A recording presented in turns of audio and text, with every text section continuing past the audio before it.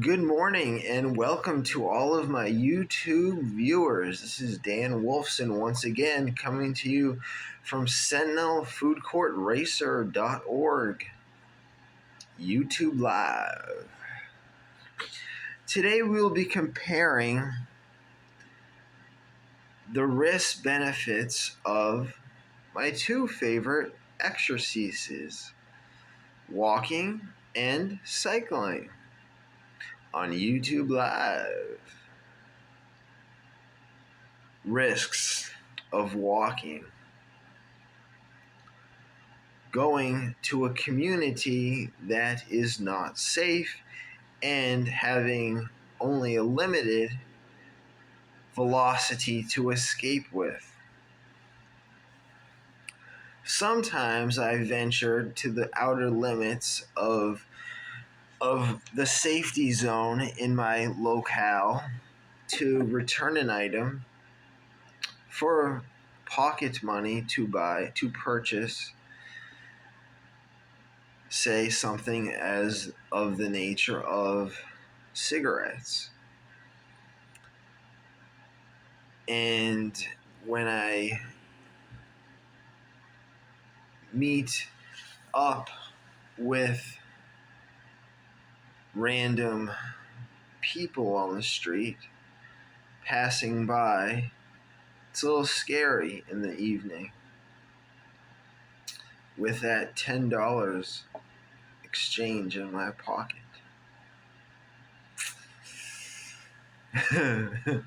It's just like sometimes you're going to want to cross the street.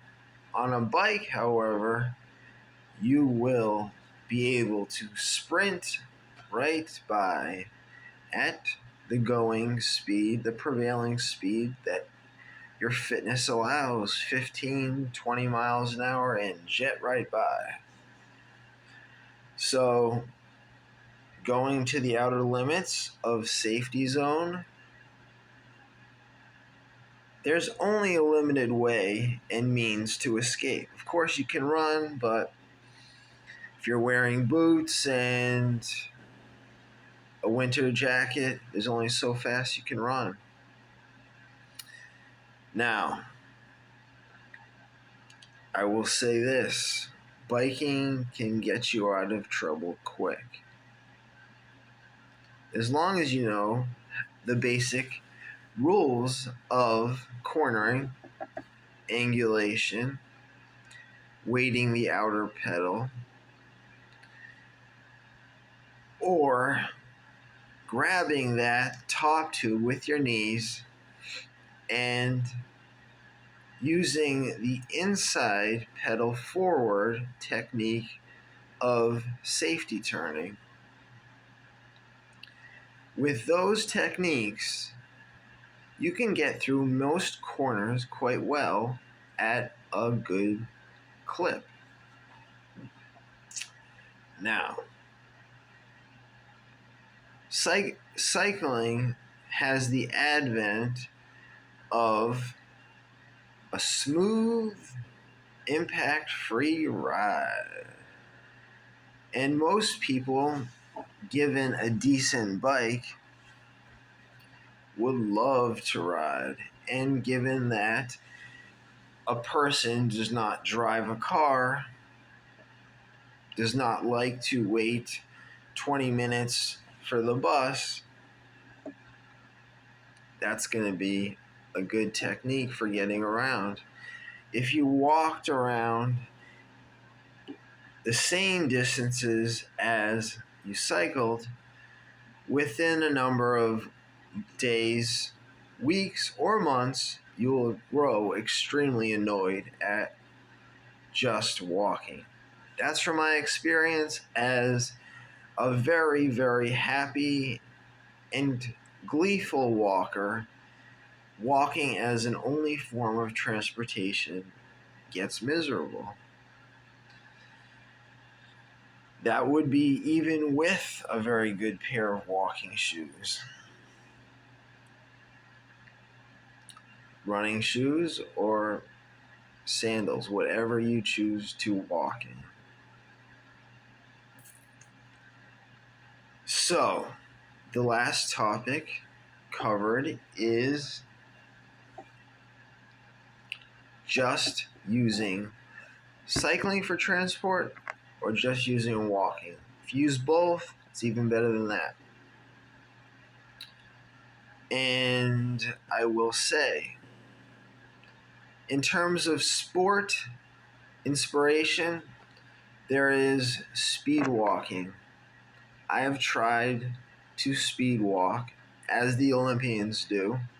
It's very difficult. I'm not sure how it's done. I would like to possibly one day do a speed walking race. Um, but whether I'll find one in the area, I just do not know. I don't. I'd probably be the last. When it looks at maximum volume output for speed walkers, it's probably like cross country skiing, the highest it can be in the 70s and the 80s. And that's pretty cool. You know, those are numbers that are kind of the unspoken porn of endurance athleticism. It's the VO2 max. It's like, whoa, Bjorn Dolly had 83 volume of oxygen squared max. It's pretty dope. So in cycling, there is long history of great athletes. Fausto Coppi, Jacques Anquetil, Greg LeMond, Lance Armstrong, Christopher Horner, Frank McCormick, Jeannie Longo, let's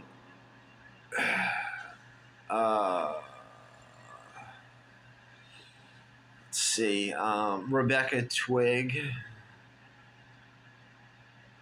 female, male, they're out there and they're really, really gifted at going uphill, going downhill, taking corners, and last but not least, going fast in a straight direction. It's pretty cool to see. Everyone has an individual style, and through the magic of the mirror neurons in the brain, one can emulate them after watching video, reading, or anything that gets that imagination rolling. You know, when I climb a big steep hill, I think Manuel Beltran or Victor Hugo Pena or Jeannie Longo or Lynn Bissett. I think of those and I'm like, whoa, this is awesome. I'm really in my element and I feel pro. Now, in walking, there is a long history of humans that have walked. Every human of the able-bodied has the special ability to walk very long distance. As I've seen on a YouTube video, humans have the ability to walk as much as 16 hours a day. 16 hours a day. Trying to get away from danger, trying to find food, trying to escape natural disaster, trying to hunt. And I will say this much, that is the abridged version. The real, unabridged, is that many humans in their quest, with their ability to walk, perish. They will not succeed. Hence, human evolution. So, not everyone can walk 16 hours a day. Not everyone can avert danger. Not everyone can always find food. But in the modern world, you'd hope that it's better than ancient history, which in a lot of ways it is. For instance, transitional assistance is something I receive, a food stipend from the government. Food pantries, community fridges all allow the peace of mind to not walk 16 hours a day for food. And so, yeah, humans have been walking forever. It's something that a baby will be very, very happy to start doing after crawling, after rolling over, after holding his or her head up.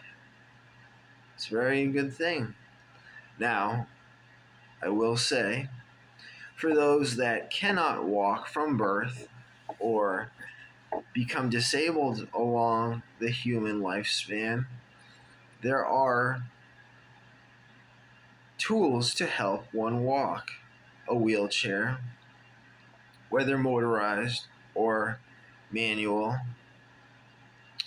um, orthopedics. So um,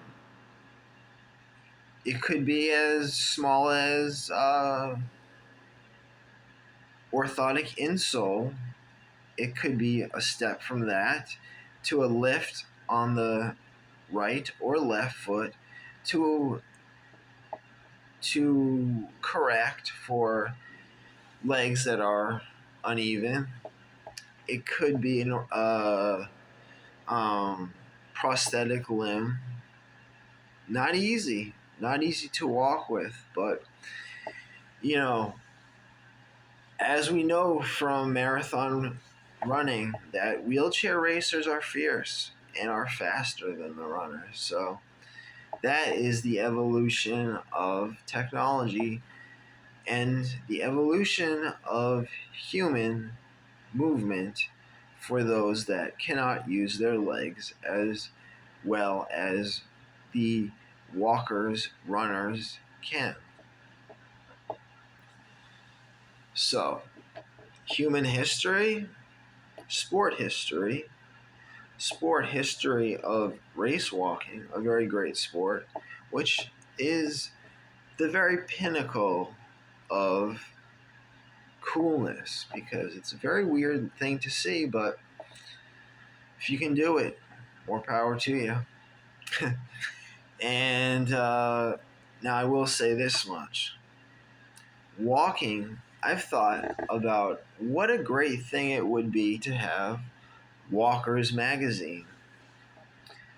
It could cover such a breadth of topics, such as the best heels to walk in for a date, the best walking shoes to hike up Mount Everest in, the best shoes to shovel out your driveway, the most amazing adventures by foot.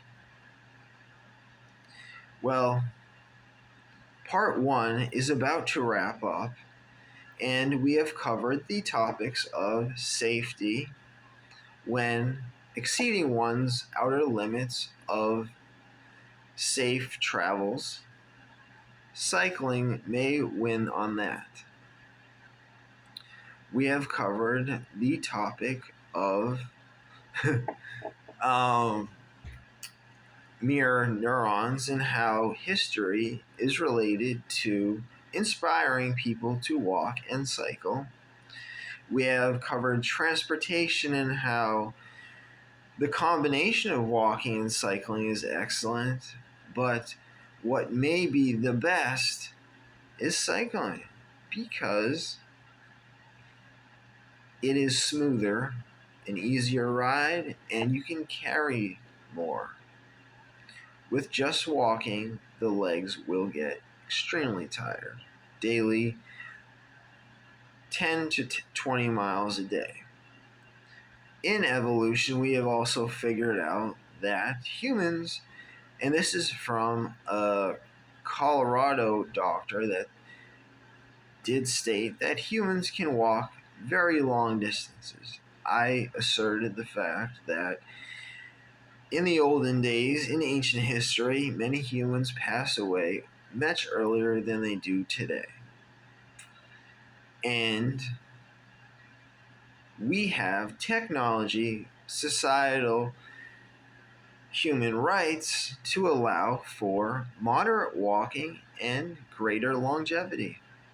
So, in the vein of tranquility, lability, and mobility, good morning and have a good day. This is Dan Wolfson signing off.